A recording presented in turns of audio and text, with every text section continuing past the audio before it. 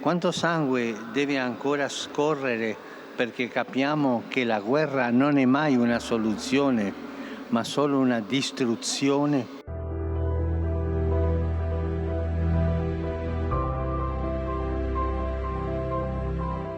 È angosciante che il mondo stia imparando la geografia dell'Ucraina attraverso nomi come Bucha, Irpin, Mariupol, Izum, Saporincia e altre località, che sono diventate luoghi di sofferenze e paure indescrivibili.